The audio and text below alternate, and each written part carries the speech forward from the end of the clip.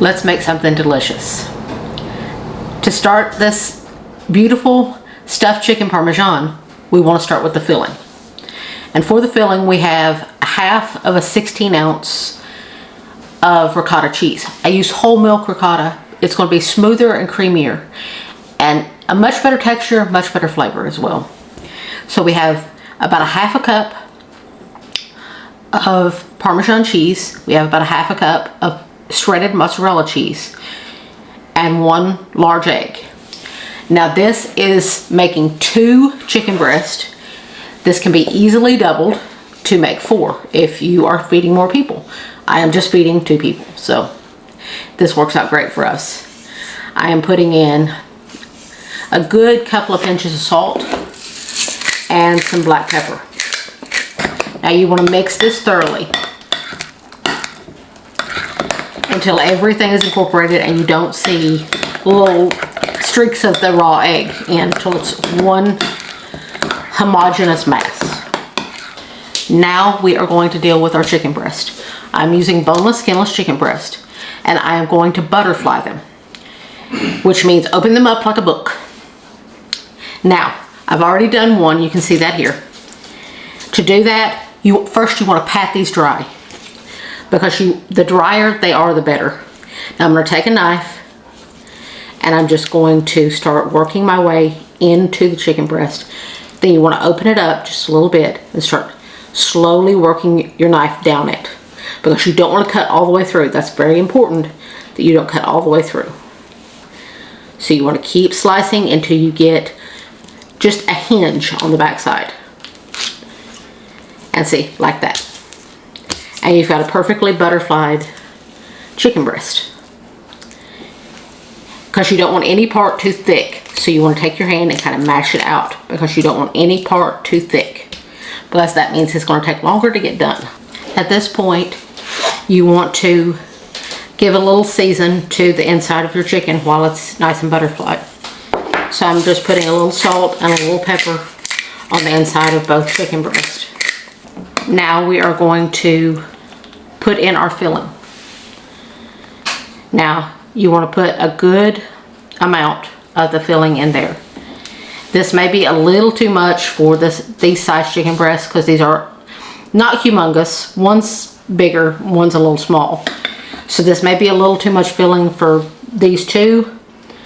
If it is, that's fine. It's better to have too much than not enough. But you want to be careful to keep it away from that edge, because you don't want it to come ooching out the side. Yes, I said ooching. That's my word. So now you are going to take your chicken breast and you are going to fold it over your filling. Now some may come ooching out. It'll be fine. Now you have 2 chicken breasts ready to go for the dredging part. But first you want to season those up with a little bit of salt and pepper as well. Now we are going to start with our dredging station. Over here we have flour. For that, we are going to sprinkle it pretty heavy with some salt. We are going to also sprinkle some salt into our egg. This is 2 eggs and a little splash, probably about a tablespoon of water. And this is about 1.5 cups of Italian seasoned breadcrumbs and 1/2 cup of Parmesan cheese. And I'm going to add a little extra salt to that, but not as much because of the Parmesan. And add some pepper to each one. Now, because Italian seasoned breadcrumbs are never seasoned enough for me, I am going to add just a little sprinkle of some granulated garlic. Now you want to mix your seasonings into all of your elements. As you can see, the only thing that I don't have on wax paper is the eggs. And I have that in a container. Everything else I have on wax paper. It makes for much easier cleanup. And for this process, you want to keep a wet hand and a dry hand. That way, anything that's wet, like touching the chicken breast, touching the egg, that keeps your hand clean. That keeps your dry hand clean. This is going to be my dry hand. That way this hand stays clean. That way I don't end up with monster fingers. Now to start the dredging process, you want to make sure that you pick your chicken breast up on the cut side, not the attached side, because you're more likely to be able to hold your filling in that way. Now, you want to use your dry hand and start throwing flour up there. The wax paper will help you to be able to do that. And once your chicken is coated, you can handle your chicken easily that way to turn it in your flour, because that will keep your dry hand dry. Now you can use your dry hand to put your chicken into the egg wash. Now you want to use your wet hand and turn your chicken breast in your egg wash until it's nicely coated. And then use your wet hand and pick it up from the cut side and put it into your breadcrumb mixture, where you can use your wax paper to help you. You can also use your dry hand to just flick some on top. That way you can handle it enough to, with your dry hand, to be able to pick it up. Now this is all coated nicely on both sides. Now pick it up from your cut end and put it over on a plate to rest, because it will rest while we're doing the other one and while we're heating our oil to fry it. Okay, now our oil is heating up. We have about 1/2 inch or so of oil. I am using half extra virgin olive oil and half neutral flavored oil to bring up the smoke point on the olive oil, because if you don't bring up the smoke point, it could burn and start smoking really quickly and really easily. We have a baking dish here, and I have about 1.25 to 1.5 cups of your favorite pasta sauce. I'm using my home canned. Take a little bit of your breadcrumb mixture and you put it in there, and see it's instantly starting to fry. So now you're ready to add your chicken.